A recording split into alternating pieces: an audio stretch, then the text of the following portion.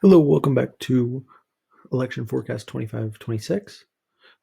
This was my 2026 Senate election prediction. There's 35 seats up for grab in the Senate. This currently is a nonpartisan analysis rate on a handful of states that are true toss-ups. There are 9 true toss-ups that I want to talk about today. Multiple states that are already safe, but we'll focus on those mostly swing and possible candidates to watch for in those states. So, with my prediction, I'm going to mark off all the ones that I believe are safe, either Republican or Democratic states, no matter what. No matter what those candidates are, more than likely they're going to be safe states for each party. I think that is all for South Dakota. I think that is all for them. Then now I'll mark off all the safe Democrats. This is 10 points or 15 points or more. I believe most of these will end up in this category. Most of them are not very close. Maybe Virginia will be a lean or likely instead of lean. New Mexico. Oh, I think Florida will also be a likely state. Cool. So as you can see, Republicans are at a big advantage right away. 46 safe or likely, or no matter what going to them. Oh, Minnesota, I'll characterize as likely as well. Oh, same thing with Illinois. Okay, same thing. Republicans are still in an advantage of 2 seats over Democrats, just without the toss-ups. Oh, New Hampshire's still likely, though non-incumbent is still running again. But so we have our 9 toss-up seats. Okay, Maryland or Maine. We're gonna start with Maine. Maine. Susan Collins is seeking re-election again. She did vote on the big beautiful bill. Okay, very seen as very unpopular in her state. Why it matters? This rare Republican seat is in a blue tilting state on the presidential election and then the House section. On the Democratic side, okay, multiple names are emerging to rally against Collins. Okay, they're looking for that one strong challenger. There's this one guy that is very seen as very popular in Maine right now on the Democratic side, but also I think their governor just dropped out as well.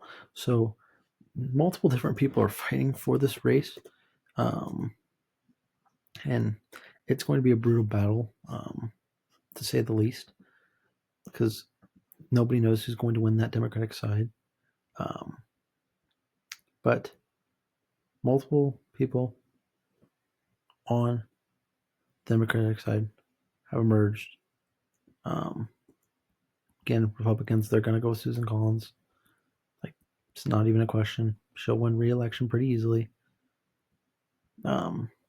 Democrats, it is between David Evans, Tucker Favreau, Janet Mills, the governor of Maine right now, Graham Plattner, Sullivan Harbor Master, Natasha Alaka. There's a couple names on there. It's either going to be Janet Mills or Graham Plattner. Those are the 2 main ones. And then maybe Jordan Wood, former chief of staff to U.S. Representative Katie Porter. Those would be the top 3 in that race, in my opinion, as of now. I do think Graham Plattner, the Sullivan Harbor Master, has been getting a lot of attention recently, just because of being a favorable guy, being a common man. I think that sets him apart from Susan Collins. Okay, next race we're going to talk about is my prediction. I believe that Maine will tilt back to the Democrats. I think with the political economy as it is, I think Maine goes back to Democratic control, flips away from Susan Collins because she's been in the Senate for so long. I think they get away from her. Next race is Michigan. Gary Peters is running for, or was the candidate, but is not running for re-election. Okay, not running for re-election in 2016 or 2026. Okay, So this kind of leaves it to an open swing state. Again, Michigan is probably the most swing state in the country. Makes sense why it's a swing state or toss-up state in this election. Okay, on the Republican side, Mike Rogers is the main candidate. More than likely, he's going to win. Okay, Democrats have three people vying for the seat: Haley Stevens, Mallory McMorrow, and Abdul El Sayad. Okay, all three of these people are looking and vying for that top seat. I'd give it to, in my belief, I think it will be Haley Stevens or Mallory McMorrow. Right now, I'm more favoring Mallory McMorrow, but we'll see. Again, primaries are still a year out, so who knows? I think this seat is very important for the Democrats to hold if they have a chance to flip the Senate back in their control, which I think they will hold by a tilt margin as well. Next seat, North Carolina. North Carolina, Tom Tillis is not running for re-election in 2026 as well. Okay, that's why this seat is very close. Also, former governor on the Democratic side, Roy Cooper, is reportedly running. This makes it a huge thing for the Democrats to pick up the seat. He's a very popular governor, was very popular, ran his 2 terms, and got out. Okay, but he's seen as a very popular governor at this time. With that being said, I think Republicans, or North Carolina is never afraid to vote Democratic in the Senate or on a statewide race. So I think Roy Cooper wins by a lean margin. Okay. The Republicans are trying to run Michael Watney, who's the RNC chairman, but again, he's more of a MAGA extreme. So I think it's tilt lean. I think I'm going to categorize it as lean for now, but I still think Roy Cooper is very popular in the state and he will win this. Next one is Georgia. Recent incumbent Democratic Senator John Ossoff is running for re-election. He won in 2020 in that special election, and then he won again, he won that special election in 2020. Has served out the remainder of that term.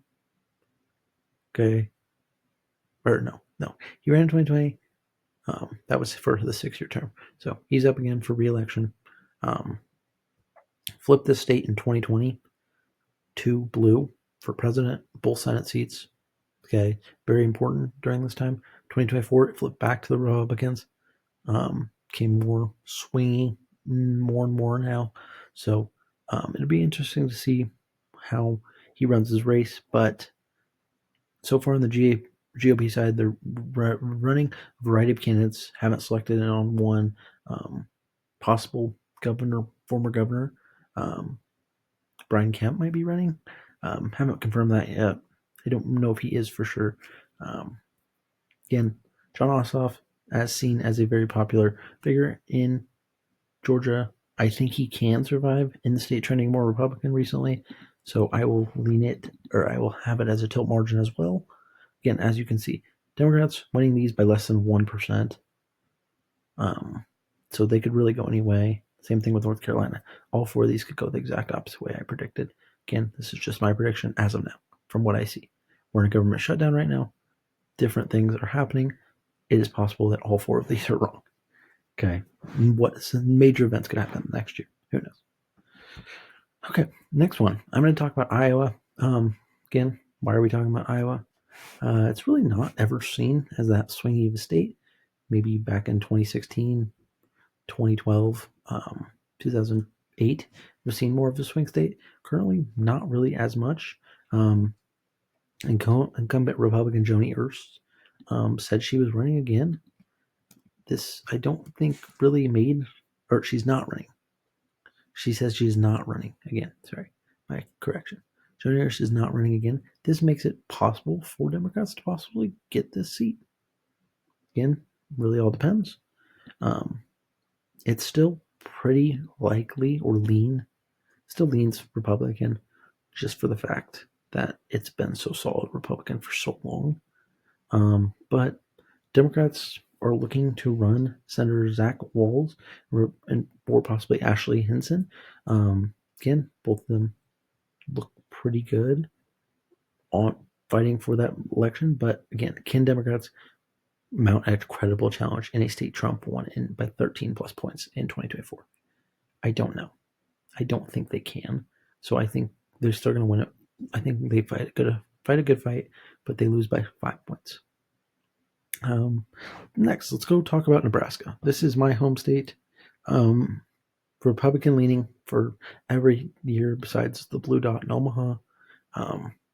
Really, it's the only thing that is Democratic here at all, or Democrats run at all. Basically, the GOP running Pete Ricketts again. Okay, not really the most popular governor in the state of Nebraska. Got elected to the position because he gave Governor Pillen basically the governorship. So I think he's not really seen as very popular, but again, you are in a very Republican state, so he is seen as a decent candidate for the job. I do think, okay, Dan Osborne again is running versus him in Nebraska as an independent, but I think he would caucus with the Democrats in that case. I do still think Pete Ricketts is able to win it by a lean margin, anywhere from 5 to 10. Anywhere in that range, I think he handles the race. Do I think this could get closer and closer? Yes. Do I think Pete Ricketts is going to lose this race? No. Not a chance, unless something drastically happens in the state of Nebraska that causes it. Let's go with the next closest toss-up, which is Texas. Incumbent Republican Senator John Cornyn is seeking re-election, but has had some primary battles with other GOP members. So this seat is GOP leading, but changing demographics focus might mean Democrats may see an opening. Republican challengers, meaning or such as Ken Paxton. Ken Paxton would be very fortunate for the Democrats if he was able to win the seat over John Cornyn, because he's more seen as a more MAGA or far right extreme compared to John Cornyn. So, will eternal GOP strife weaken the general election nominee, giving Democrats an outside chance? Democrats are running either Colin Allred, James Tirico. Those are the two main names. But possible Beto O'Rourke, Jasmine Crockett possibly could join. They just haven't announced yet. But Colin Allred and James Tirico are the top two as of now. I think James Tirico has the better chance of beating Colin Allred, just because he announced he's a former teacher, really rising star in the Texas Democratic Party, and has a good soft-spoken, like genuine voice. So I think Texas is still a lean. Nebraska and Iowa, Nebraska and Iowa lean, or Nebraska likely, Iowa lean, Texas lean. I think that's what we're going to go with as of now, according to polls. Okay. Next is Ohio. Special election, remember, was to fill J.D. Vance's seat after he resigned to become vice president. Again, makes sense. He would not resign to be their Senate seat for vice president, but he is up for re-election again. Another potential flip opportunity, though. Ohio has trended nationally Republican year in, year out ever since Trump became nominee in 2016, and has continued to get redder. So, it will be interesting to see what can happen. Both parties are really working for Iowa and fighting for Iowa. It really depends on if Sharon Brown is the candidate for the Democrats. Proven Democrat in Ohio, has ran in multiple elections, lost in 2024 in a hard election, but again he